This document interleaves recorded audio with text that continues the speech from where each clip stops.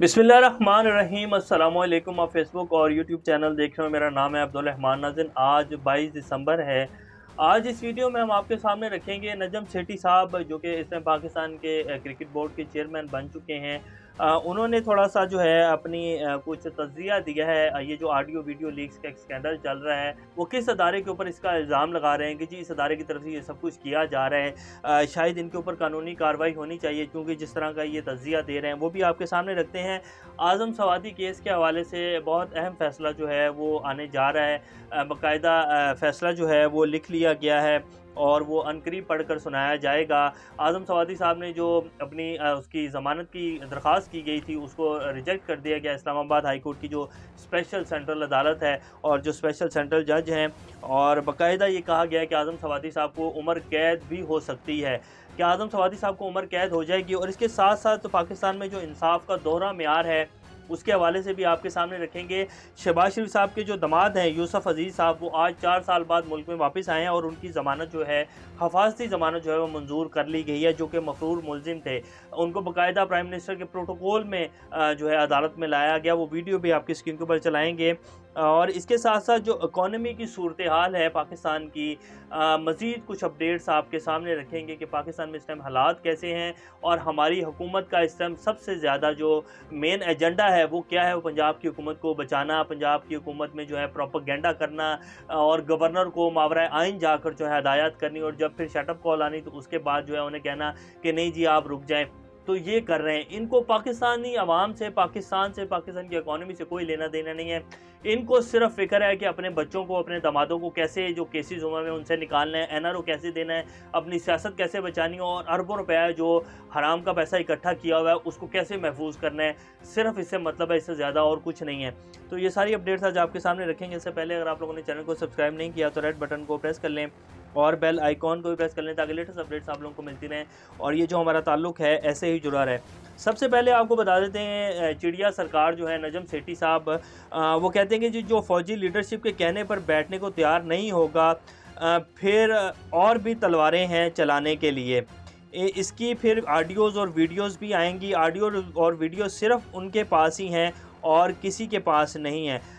यानी कि कह रहे हैं कि जी जो फ़ौजी लीडरशिप के कहने के ऊपर बैठेगा नहीं, फिर उसके ख़िलाफ़ और भी बहुत सारी तलवारें चलाई जाएंगी और फिर उसकी ऑडियोज़ वीडियोज़ भी आएंगी और ऑडियोज़ वीडियोज़ सिर्फ उन्हीं के पास हैं और किसी के पास नहीं हैं।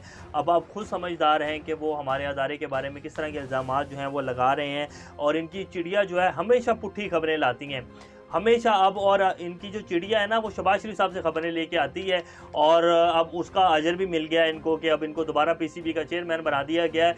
इस बंदे को पूछा जाए शहबाज शरीफ साहब से, इस बंदे का क्या तजर्बा है पाकिस्तान क्रिकेट बोर्ड का चेयरमैन लगाने का। इस बंदे ने सारी उम्र जो है सहाफ़त की है और आपसे जो है खबरें लेके जो इनकी चिड़िया है वो खबरें लेकर आती है और टीवी पर बैठ कर जो है पुट्ठे सीधे तज़किये देते हैं।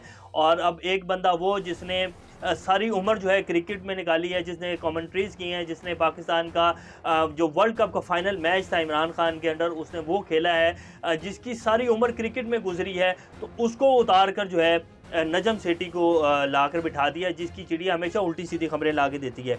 तो ये जी बहरहाल ये फरमुदात हैं इनकी और ये कह रहे हैं पाकिस्तान के ऑडियो और वीडियोज़ जो हैं वो कहाँ से आ रही हैं।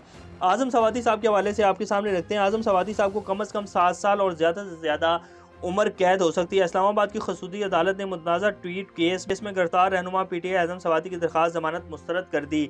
स्पेशल सेंट्रल जज अदालत की जानिब से जारी 6 सफ़हात पर मुश्तमिल तहरीरी फैसला जज मोहम्मद आज़म खान ने तहरीर किया, जिसके मुताबिक आज़म सवाती ने अवाम को अदारों के खिलाफ उकसाया और इन पर लगी दफात पर आज़म सवाती को जुर्माना समेत कम अज़ कम 7 साल कैद और ज़्यादा से ज़्यादा उम्र कैद की सज़ा हो सकती है।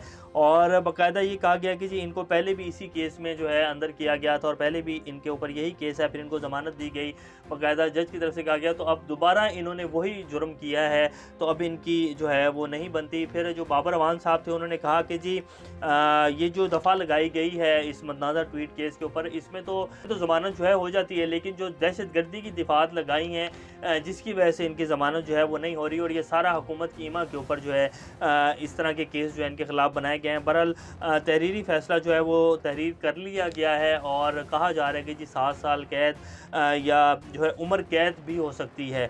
ये पाकिस्तान में जी कानून है। और अब आपको दूसरी तरफ जो दोहरा मेयार है या कानून कह लें पाकिस्तान में, وہ یہ ہے کہ جی शहबाज शरीफ साहब के दामाद हैं, ये उनकी वीडियो आपकी स्क्रीन पे चल रही है, जिनको बाकायदा आज वज़ीर-ए-आज़म के प्रोटोकॉल की तरह जो है उनको लाया गया और उनकी जो हिफाजती ज़मानत है वो मंजूर कर ली गई। इनके ऊपर भी जो है केसेस थे और ये भी मफरूर थे बाकायदा, तो लाकर जो है प्रोटोकॉल में उनको लाया गया, जो उनकी हिफाजती ज़मानत मंजूर कर ली गई है। तो NRO2 जो है वो बड़े ज़बरदस्त तरीके से चल रहा है और सियासत को बचाने के लिए भी इक़दाम किए जा रहे हैं। मुल्क जो है वो तबाही के धाने के ऊपर खड़ा हुआ है, वो भी आपके सामने रखते हैं। सिर्फ डिफ़ॉल्ट अनाउंस होना बाकी है।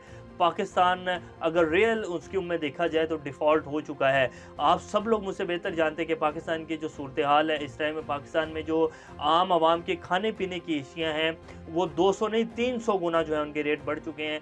और आम आवाम जो है बेचारा मज़दूर तबका 15 से 20 लाख के करीब मज़दूर जो हैं वो बेरोज़गार हो चुके हैं और आवाम के पास बिजली के बिलों के भरने के पैसे नहीं हैं। सर्दियों के जो बिजली के बिल हैं वो गर्मियों से भी ज़्यादा आ रहे हैं और अभी आगे गर्मियों में पता नहीं क्या बनेगा। और गैस की जो सूरत हाल है वो आप सब लोगों के सामने है। तो तबाह हो चुका है मुल्क, सिर्फ डिफ़ॉल्ट अनाउंस होना बाकी है।